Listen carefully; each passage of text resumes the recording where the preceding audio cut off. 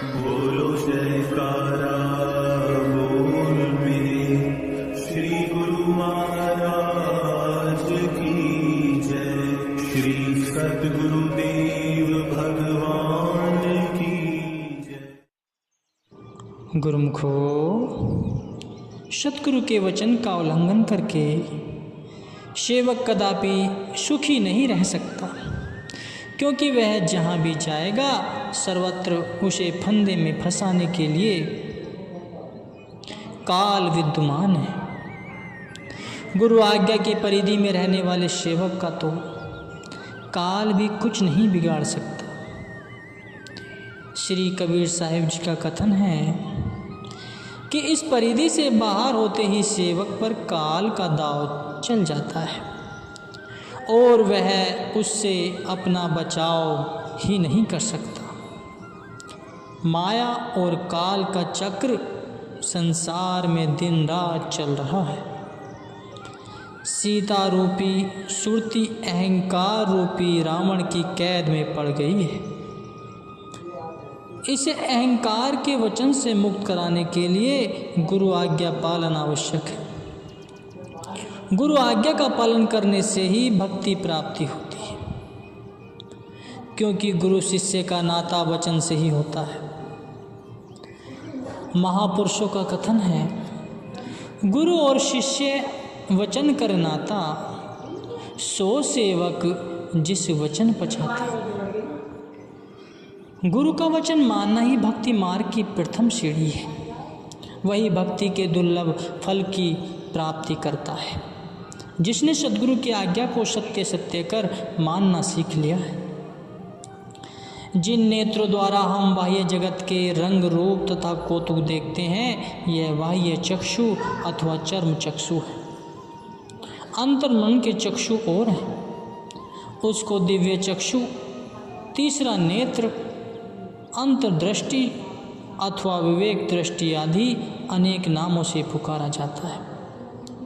प्रत्येक व्यक्ति इस अंतर्दृष्टि को प्राप्त कर सकता है, परंतु इस दृष्टि की उपलब्धि एकमात्र महापुरुषों की कृपा तथा गुरु भक्ति के द्वारा हो सकती है। श्री गुरु पद नख मणि गण ज्योति, सुरती दिव्य दृष्टि है होती। सद्गुरु के चरण कमलों के नाखूनों का प्रकाश हीरे मणियों से भी अधिक है।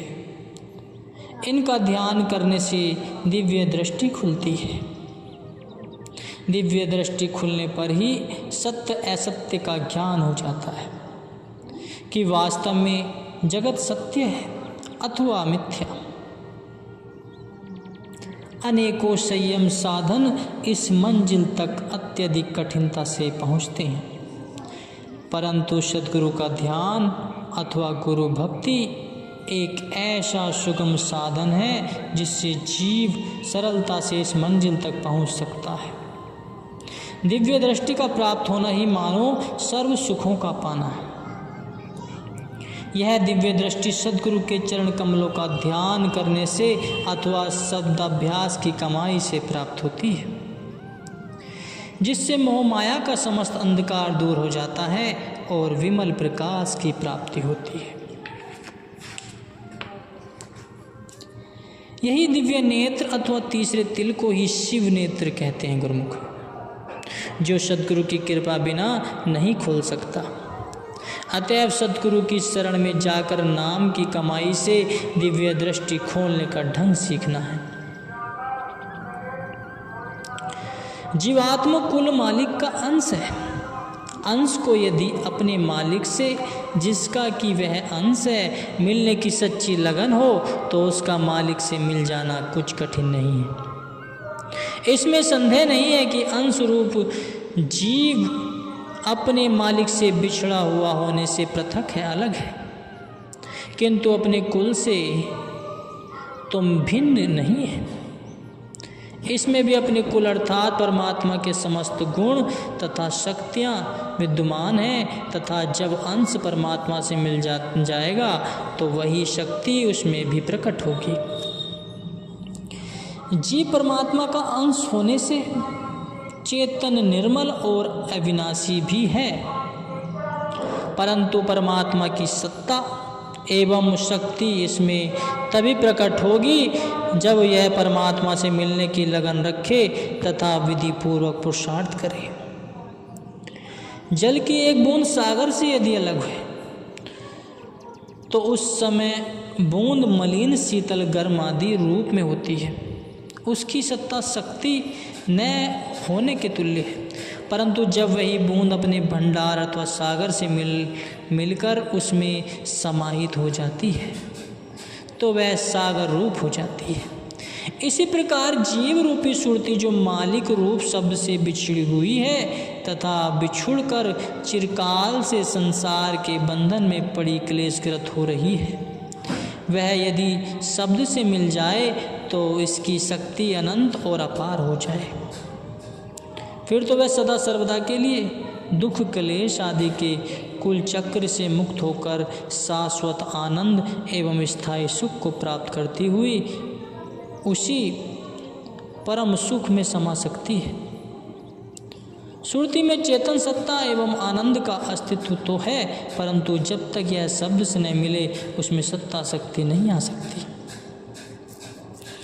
तनिक सुरती को पिंड देश से हटाकर ब्रह्मांड में ले जाकर देखें तो मालूम होता है कि वहाँ पहुंचकर कितना अपूर्व आनंद एवं अनंत शक्ति सुरती को प्राप्त हो रही है। यही काम करना है कि सुरती को पिंड देश से निकालकर ब्रह्मांड में पहुंचाना है, जहाँ पिंड और ब्रह्मांड की सीमाएं मिलती हैं। इससे आगे एक नाका है जिसे बंक नाल कहते हैं। सुरती को इसी नाके से पार करना है। इस नाके को पार किए बिना सुरती ब्रह्मांड में नहीं पहुंच सकती और न ही वहाँ के परमानंद का रसास्वादन कर सकती है। यह नाका अति सूक्ष्म है तथा इसी को आनंद का रसास्वादन तथा इसी को पार कर सकना कठिन है। अभ्यासी सद्गुरु के ध्यान के सहारे ही इसे पार कर सकता है, क्योंकि सुरती को इस नाके से पार करने के लिए सूक्ष्म बनाना पड़ता है, अर्थात संसार के संपूर्ण लाग लपेट से रहित करना होता है।